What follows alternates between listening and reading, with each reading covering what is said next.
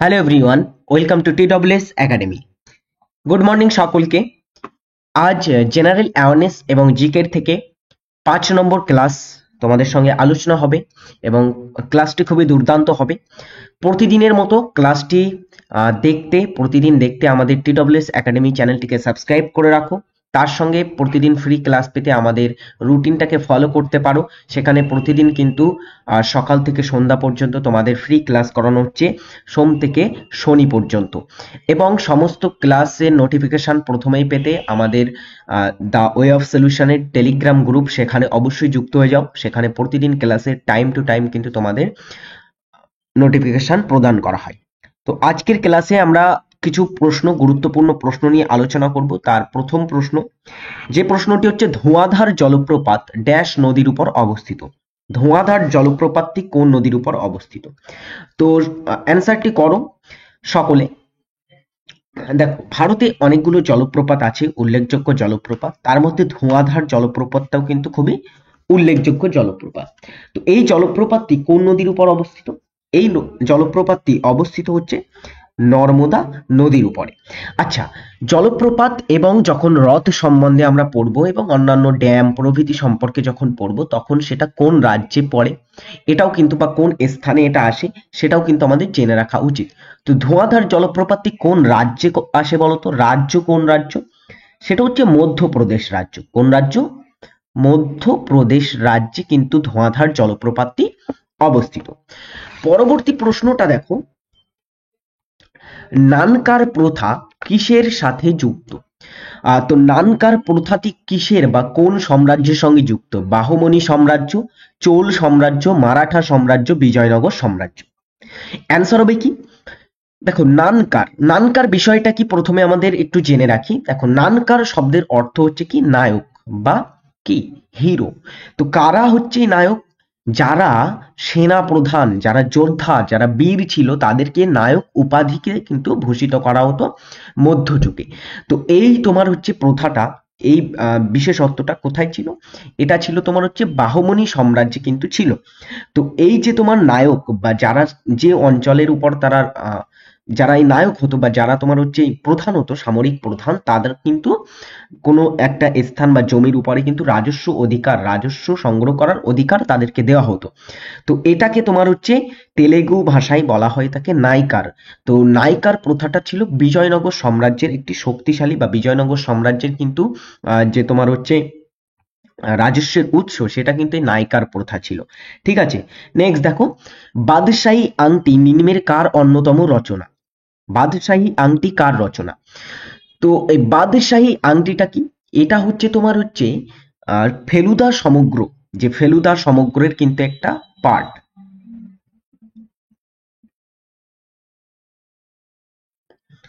তো ফেলুদা সমগ্রের মধ্যেই আসে এই উপন্যাস, তুই একটা গোয়েন্দা কাহিনী, যে আংটি, এটা হচ্ছে সত্যজিৎ রায়ের রচিত বাদশাহী আংটি, যেটা 1969-এ প্রথম প্রকাশিত হয়। একে নেক্সট হচ্ছে, অলিম্পিকে প্রথম ভারতীয় মহিলা হিসাবে ব্যক্তিগত রূপজয়ী নিম্নের কে? তো অলিম্পিকের ইতিহাস আমরা একটু এখানে সংক্ষেপে জেনে রাখি। দেখো, অলিম্পিকের ইতিহাসে প্রথম পদক কে জেতেন? প্রথম পদক কে জেতেন? সেটা হচ্ছে কেডি যাদব। কি পদক জেতেন? ব্রোঞ্জ পদক জেতেন। ওকে। তো প্রথম ভারতীয় হিসাবে যিনি ব্রোঞ্জ পদক জিতেছিলেন অলিম্পিকে, তিনি হচ্ছেন কেডি যাদব। তো এই কেডি যাদব তিনি কোন ক্ষেত্রের সঙ্গে যুক্ত ছিলেন? কুস্তির সঙ্গে যুক্ত ছিলেন, তাই তো। তারপরে দেখো, অলিম্পিকে পরবর্তী সময়ে যিনি আবার পদক জিতেছিলেন, তিনি হচ্ছেন লিয়েন্ডার পেজ, যিনি টেনিসে পদক জিতেছিলেন, ব্রোঞ্জ পদক, এবং টেনিসের প্রথম পদক ছিল এটা ভারতীয়ের মধ্যে। তারপরে দেখো, প্রথম মহিলা হিসাবে পান একজন, প্রথম মহিলা পদক প্রাপক কে ছিলেন? তিনি হচ্ছেন এই কর্ণম মালেশ্বরী। তিনি ছিলেন প্রথম মহিলা যিনি পেয়েছিলেন পদক ভারতের ভারতীয় মহিলা হিসেবে অলিম্পিকে। কোন ক্ষেত্রে? ভার উত্তোলনে।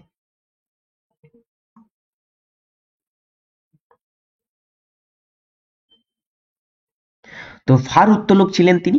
তো তিনি কোন পদক জিতেছিলেন? তিনি জিতেছিলেন ব্রোঞ্জ পদক। ব্রোঞ্জ পদক। এখানে অ্যান্সার কি হবে? প্রথম মহিলা হিসাবে কে পদক জিতেছিলেন সেটা করো। আর একটা জিনিস এখানে বলে রাখি, প্রথম পুরুষ হিসাবে কে রৌপ্য পদক জেতে?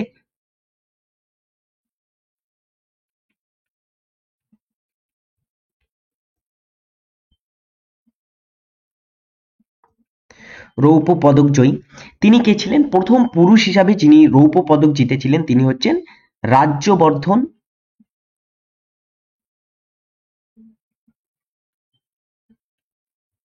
সিং রাঠোর। তিনি কে ছিলেন? রাজ্যবর্ধন সিং রাঠোর 2004 সালে এয়ার রাইফেল শুটিং এ কিসে জিতেছিলেন? শুটিং এ তিনি কিন্তু প্রথম পদক জিতেছিলেন, রৌপ্য পদক। পরবর্তীতে প্রথম স্বর্ণ পদক জেতেন তারপরে 2008 সালে অভিনব বিন্দ্রা, এটাও আমরা জানি সকলে। এবারে আমরা আসি দেখো এখানে মূল প্রশ্নে। মূল প্রশ্নটা কি হচ্ছে? প্রথম মহিলা হিসেবে ব্যক্তিগত রূপজয়ী নিম্নের কে? সেটা হচ্ছে পিভি সিন্ধু, তিনি প্রথম রৌপ্য পদক জেতেন মহিলা হিসেবে। এটা কবে আসে?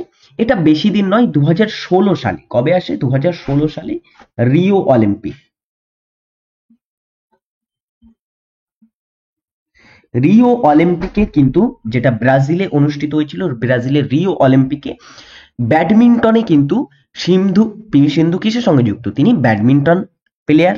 তো তিনি 2016 সালে রিও অলিম্পিকে প্রথম ব্যক্তিগত মহিলা হিসাবে রূপো জিতেছিলেন।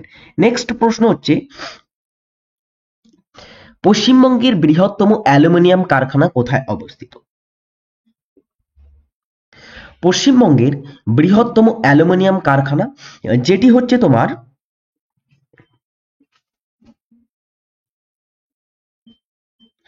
জেকে নগর। কোথায় অবস্থিত?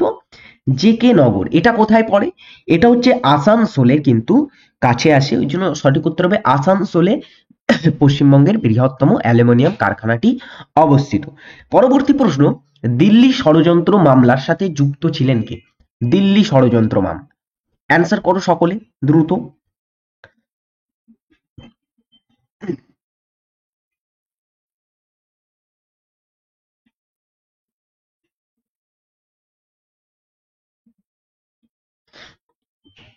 দেখো, দিল্লি ষড়যন্ত্র মামলা, এই দিল্লি ষড়যন্ত্র মামলার সঙ্গে কারা যুক্ত ছিলেন? দিল্লি ষড়যন্ত্র মামলাটা ছিল প্রথমেই, এটা হয়েছিল 1912 সালে।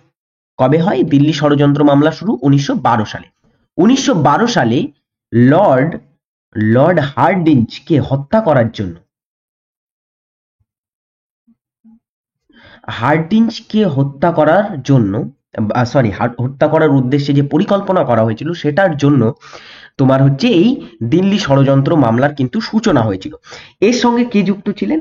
এর সঙ্গে যুক্ত ছিলেন রাসবিহারী বসু, তিনি যুক্ত ছিলেন দিল্লি ষড়যন্ত্র মামলা। রাসবিহারী বসু আরো একটি মামলার সঙ্গে যুক্ত ছিলেন, যেটা হচ্ছে লাহোর ষড়যন্ত্র মামলা।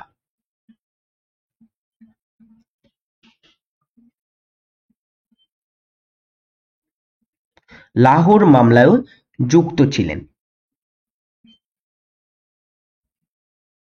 নেক্সট প্রশ্ন,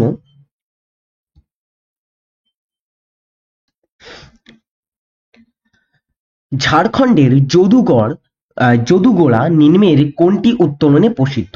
তো ঝাড়খণ্ডের যে যদুগোড়া সেটা হচ্ছে একটি খনি অঞ্চল। তো এই যদুগোড়া খনি অঞ্চল এটা কি উত্তোলনের জন্য বিশেষভাবে প্রসিদ্ধ?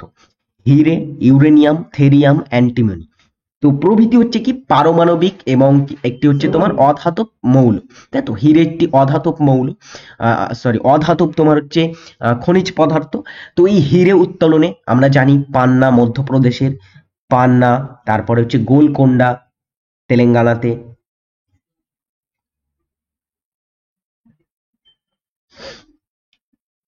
গোলকোন্ডা ইত্যাদি কিন্তু বিখ্যাত কিছু হিরে উত্তোলক অঞ্চল। ইউরেনিয়াম একটি হচ্ছে কি, ইউরেনিয়াম একটি তোমার হচ্ছে পারমাণবিক মৌল, খনিজ পদার্থ। তো ইউরেনিয়াম উত্তোলনে যে যদুগড়, তারপরে হচ্ছে তোমার বিভিন্ন কিন্তু এরকম উল্লেখযোগ্য কিছু যেমন হচ্ছে তোমার উদয়পুর, তোমার সেসব জায়গা থেকে কিন্তু প্রচুর পরিমাণে ইউরেনিয়াম উত্তোলন হয়। তো যদুগোড়া এটা তোমার হচ্ছে ইউরেনিয়াম উত্তোলনের জন্য বিখ্যাত। ঠিক আছে, নেক্সট প্রশ্ন,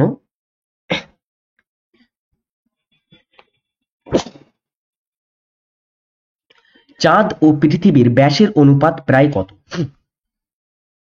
দেখো, প্রায় কত চাঁদ ও পৃথিবীর ব্যাসের অনুপাত?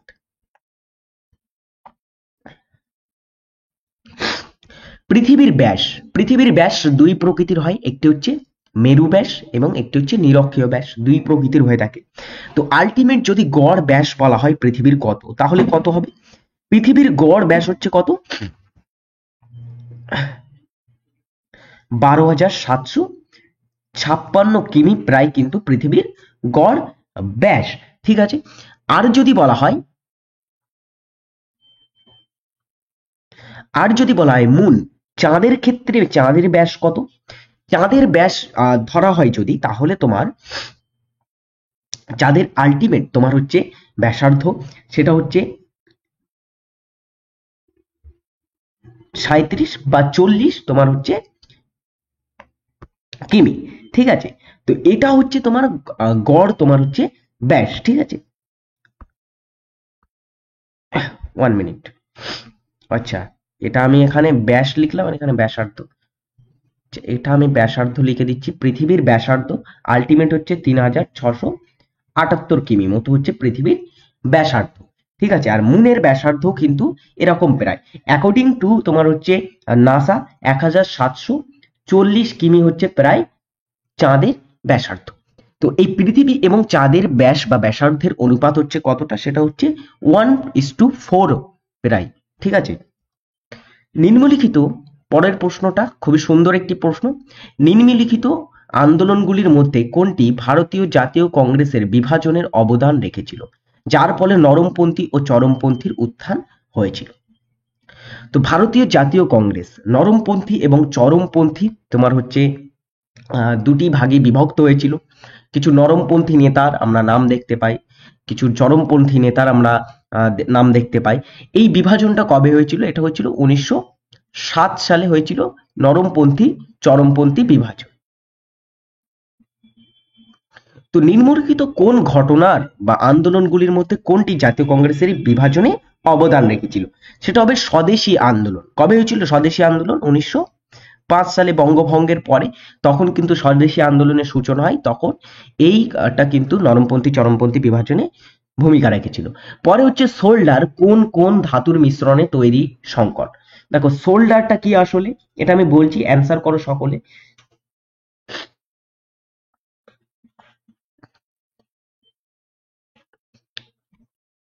সোল্ডার বলতে বোঝানো হচ্ছে কি? রাংঝাল। রাংঝালের নাম নিশ্চয়ই শুনেছো, কিন্তু সোল্ডার হয়তো অনেকে প্রথম শুনছে। তো রাংঝালে কোন কোন ধাতুর মিশ্রণ থাকে? রাংঝালে মিশ্রণ থাকে তোমার হচ্ছে, সেটা হচ্ছে টিন এবং সীসা দিয়ে কিন্তু রাংঝাল প্রস্তুত করা হয়। আজকের হোমওয়ার্ক তোমাদের থাকবে যে কুড়ি কিসের একক? কুড়ি হচ্ছে একটি একক, এটা নিম্নের কোনটির একক? তেজস্ক্রিয়তা, তাপমাত্রা, তাপ এবং শক্তি। তো সকলে এটার অ্যান্সার কমেন্টে করে যাবে। নেক্সট প্রশ্নে আসবো, আয়োডিন কোন রোগাক্রান্ত ব্যক্তিদের দেওয়া হয়? আয়োডিন কোন রোগাক্রান্ত ব্যক্তিদেরকে দেওয়া হয়ে থাকে?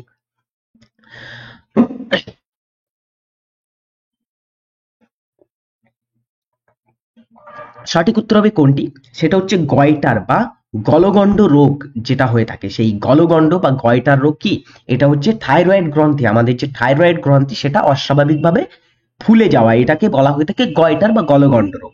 এই গলগণ্ড বা গয়টার রোগটি তোমার হচ্ছে হয়ে থাকে কিসের অভাবে? আয়োডিনের অভাবে এই রোগটি কিন্তু প্রধানত হয়ে থাকে। এই কারণে কিন্তু গয়টার যে সমস্ত ব্যক্তিদের থাকে বা যাদের হয় তাদেরকে এই আয়োডিন দেওয়া হয়ে থাকে। ঠিক আছে, তো রাতকানা রোগটা বলতো কিসের অভাবে হয়ে থাকে? এটা হয়ে থাকে ভিটামিন এ এর অভাবে। তো যার রাতকানা রোগ থাকবে তার কি দেওয়া হবে? ভিটামিন এ দেওয়া হবে। রিকেট রোগ কিসে হয়ে থাকে? রিকেট রোগ হয়ে থাকে ভিটামিন ভিটামিন ডি এর অভাবে। এবং প্লেগ্রা রোগ, প্লেগরা রোগটি কিসের অভাবে হয়? এটা হচ্ছে ভিটামিন B3 এর অভাবে হয়ে থাকে।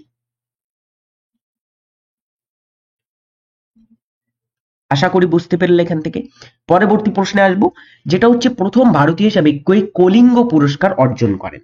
তো কলিঙ্গ পুরস্কার, এই যে কলিঙ্গ পুরস্কার, এটা কোন ক্ষেত্রে প্রদান করা হয়? কলিঙ্গ পুরস্কারটা প্রদান করা হয় বিজ্ঞান ক্ষেত্রে।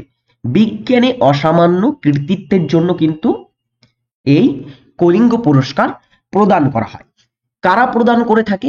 ইউনেস্কো তারা কিন্তু এটাকে প্রদান করা হয়। প্রথম প্রদান কবে করা হয়? প্রথম প্রদান করা হয়েছিল কবে এই কলিঙ্গ পুরস্কারটি? সেটা হচ্ছে 1952-তে,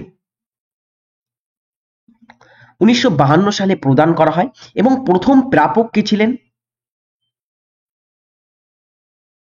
প্রথম প্রাপক ছিলেন কে? তিনি হচ্ছেন একজন ফরাসি পদার্থবিদ, তিনি হচ্ছেন লুই দা ব্রোয়েরি। লুই দা ব্রোই, তিনি প্রথম প্রাপক ছিলেন কলিঙ্গ পুরস্কারে। আর প্রথম ভারতীয় হিসেবে কে পেয়েছিলেন এই পুরস্কারটি? তিনি হচ্ছেন, সঠিক উত্তর হবে জগজিৎ সিং। তিনি এই পুরস্কারটি পান কবে? 1963, 1963 সালে তিনি এই পুরস্কারটি পেয়েছিলেন প্রথম ভারতীয় হিসাবে। নেক্সট প্রশ্ন, নিম্নলিখিত কোন ক্ষেত্রে রাজ্যসভা ও লোকসভার সমান সংখ্যক ক্ষমতা ভোগ করে? তো রাজ্যসভা লোকসভা কোন ক্ষেত্রে সমান সংখ্যক ক্ষমতা ভোগ করে? কয়েকদিন আগে 2023 সালের যে WBCS প্রিলিমস পরীক্ষা হয়েছিল সেখানে ছিল এই প্রশ্নটি। তো এটা সঠিক উত্তর কি হবে?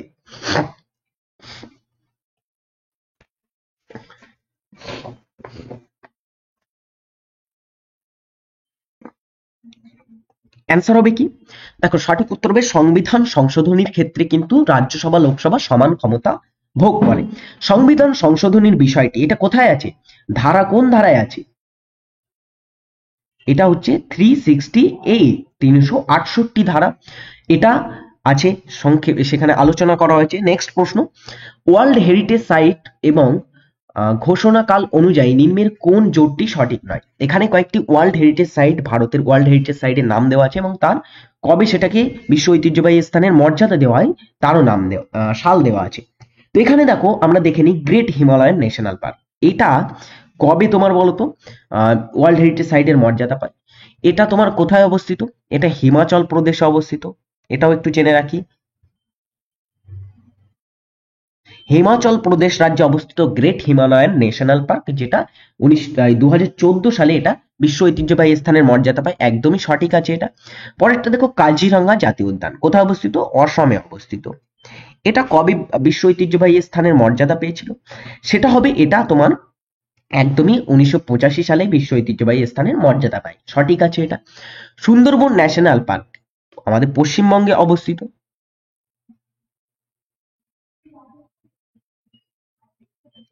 এটা তোমার কবে বিশ্ব ঐতিহ্যবাহী স্থানের মর্যাদা পায়? মাস্ট ইম্পর্টেন্ট, মনে রাখবে, এটা নোট করে রাখো। সেটা হচ্ছে 1987তেই কিন্তু এটা পেয়েছিল বিশ্ব ঐতিহ্যবাহী স্থানের মর্যাদা। কেওলাদেও জাতীয় উদ্যান কোথায় অবস্থিত? এটা রাজস্থানে অবস্থিত, ভরতপুর, তাই তো? ভরতপুর জাতীয় উদ্যানও বলা হয়। তো এই কেওলাদেও জাতীয় উদ্যান এটা কোথায় অবস্থিত? এটা অবস্থিত তোমার হচ্ছে রাজস্থানে, এবং এটা বলা হচ্ছে 1986 সালে বিশ্ব ঐতিহ্যবাহী স্থানের মর্যাদা পায়। কিন্তু এটা সঠিক হবে না। এটা যদি 1986 জায়গায় থাকতো 1985 সাল, তাহলে কিন্তু সঠিক হতো। 1985 সালে এটাকে বিশ্ব ঐতিহ্যবাহী স্থানের মর্যাদা দেওয়া হয়। তো এগুলো কিন্তু খুবই ইম্পর্টেন্ট, বিশ্ব ঐতিহ্যবাহী স্থানগুলি সম্পর্কে তোমরা একটু পড়ে রাখবে ডিটেলসে। নেক্সট প্রশ্নে আসবো, যেটা হচ্ছে নিচের কোনটি টানা 6 বছর ভারতীয় জাতীয় কংগ্রেসের সভাপতি হিসাবে কাজ করেছেন? কোনটি নয়, এখানে হবে কে, নিম্নের কে টানা 6 বার তোমার হচ্ছে জাতীয় কংগ্রেসের সভাপতিত্ব করেছেন? জওহরলাল নেহেরু, দাদাভাই নওরোজি, আবুল কালাম আজাদ, গোপাল কৃষ্ণ গোখলে। তো সঠিক উত্তর কি হবে? দেখো, মাওলানা আবুল কালাম আজাদ এখানে সঠিক উত্তর হবে। প্রথম থেকে দেখো একটু বলি, মাওলানা আবুল কালাম আজাদ তিনি ছিলেন কংগ্রেসের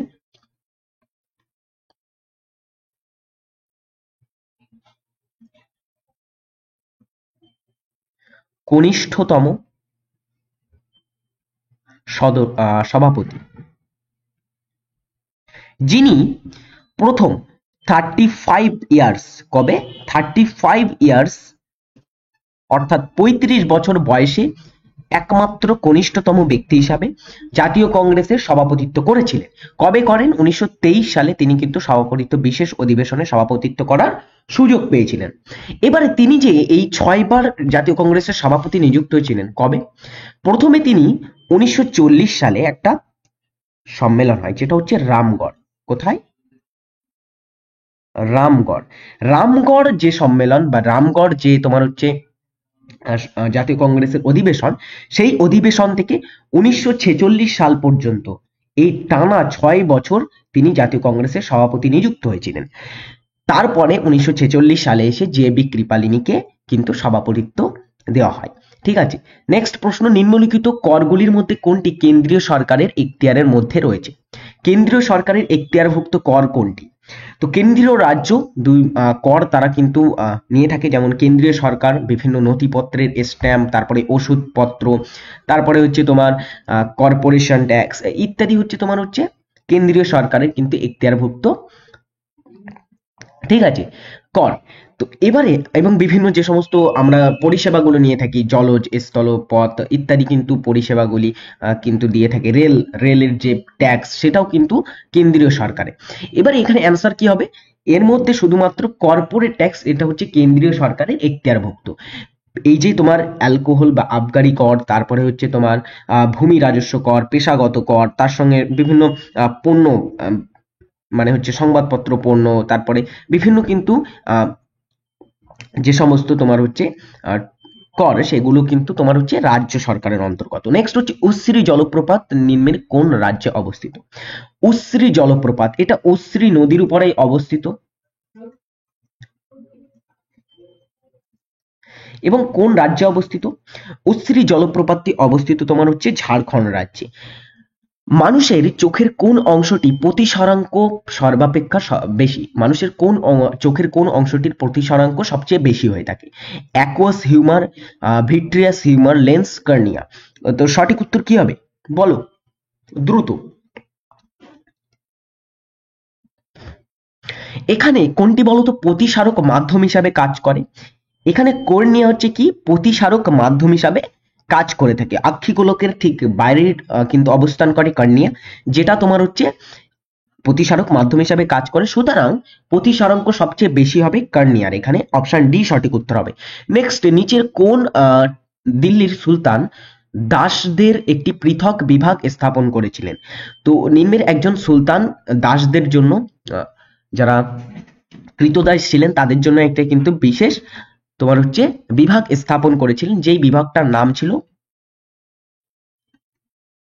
দেওয়ান ই বন্দেগান।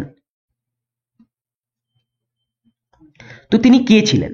সঠিক উত্তর হবে তিনি ফিরোজ শাহ তুগলক ছিলেন। ফিরোজ শাহ তুগলক তিনি, তাকে কি বলা হয়? ফিরোজ শাহ তুগলককে সুলতানি যুগের, তিনি মহৎ হওয়ায় সুলতানি যুগের আকবর বলা হয়, তাই তো? তিনি তোমার হচ্ছে ছিলেন তুগলক বংশের শাসক। নেক্সট, নিম্নের কোনটি পশ্চিমবঙ্গের শুষ্কতম স্থান? শুষ্কতম স্থান ভেবে চিন্তে অ্যান্সার করো। ময়ূরেশ্বর, পুরুলিয়া, বক্সাদুয়ার, আসানসোল। তো দেখো, শুষ্কতম স্থান এবং শুষ্কতম জেলা এই দুটি বিষয় কিন্তু আলাদা। শুষ্কতম জেলার কথা বললে কি হবে? পুরুলিয়া হচ্ছে শুষ্কতম জেলা, তাই তো?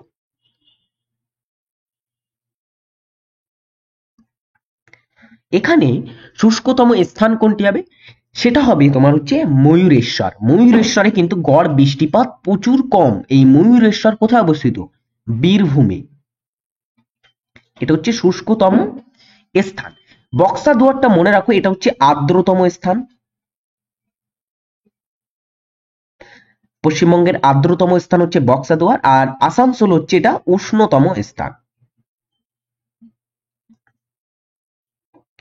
নেক্সট প্রশ্ন, আচ্ছা, নেক্সট তোমাদের আমাদের যে TWS একাডেমি অ্যাপ আছে, তোমরা যদি ডাউনলোড না করে থাকো অবশ্যই ডাউনলোড করো গুগল প্লে স্টোর থেকে। সেখানে এই সমস্ত ব্যাচ বর্তমানে চলছে, খুবই স্বল্প মূল্যে সেখানে তোমরা ব্যাচ নিতে পারবে এবং আমাদের সঙ্গে ক্লাস করতে পারবে অভিজ্ঞ টিচারদের কাছ থেকে।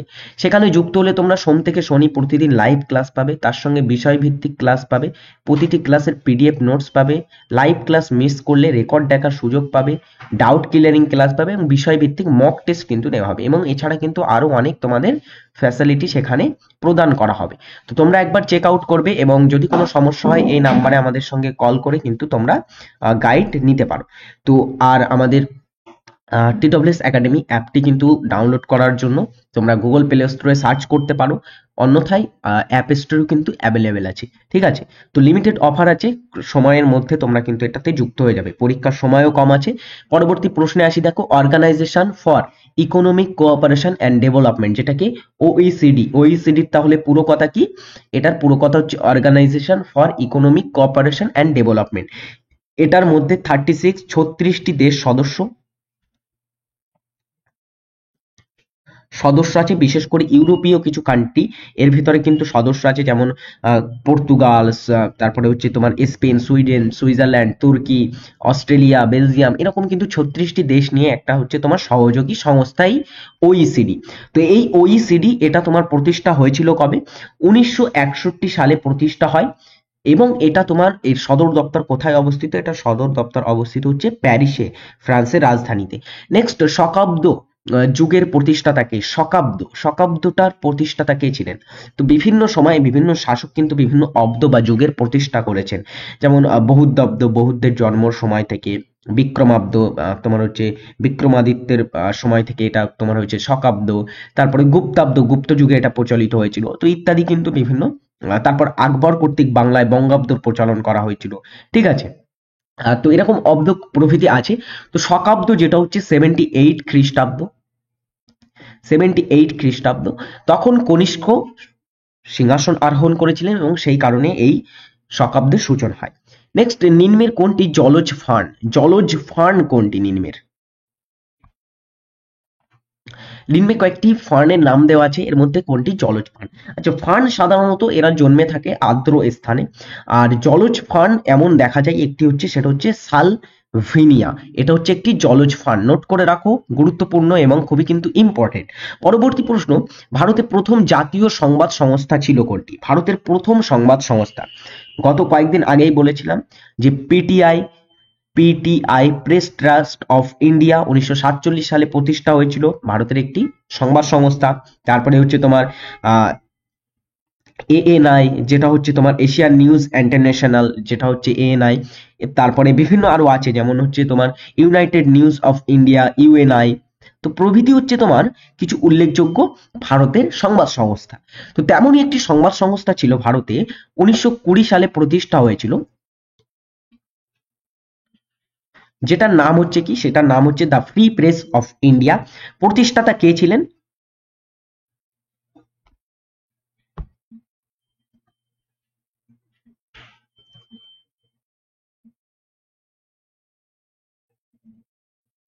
স্বামীনাথন সদানন্দন, তিনি ছিলেন এই ফ্রি প্রেস অফ ইন্ডিয়ার প্রতিষ্ঠাতা।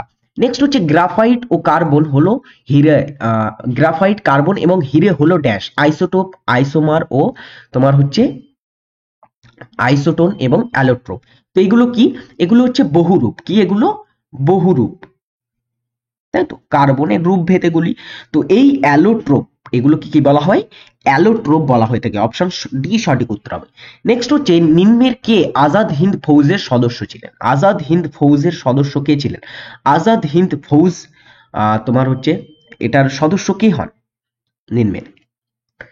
তো এটার অ্যান্সার হবে কি? ইনি ছিলেন লক্ষ্মী সাহকাল, তিনি ছিলেন আজাদ হিন্দ ফৌজের একজন সদস্য, ঝাঁসি রেজিমেন্টের। কোথাকার ছিলেন? ঝাঁসি রেজিমেন্টের।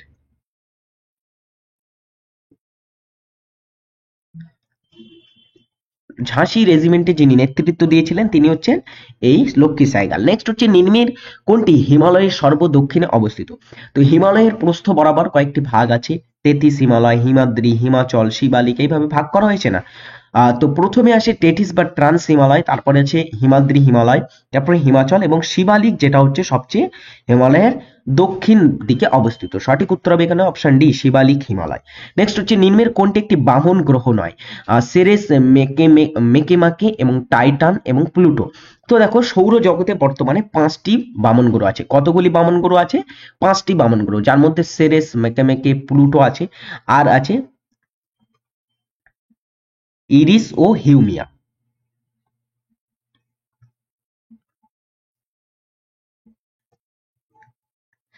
এগুলি হচ্ছে কি? এগুলি হচ্ছে বামন গ্রহ সৌরজগতে।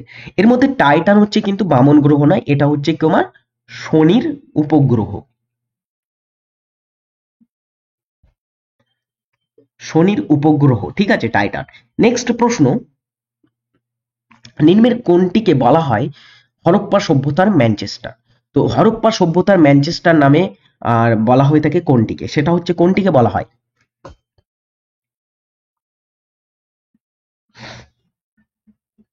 অ্যান্সার হবে লোথাল। লোথালকে বলা হয় হরপ্পা সভ্যতার ম্যানচেস্টার।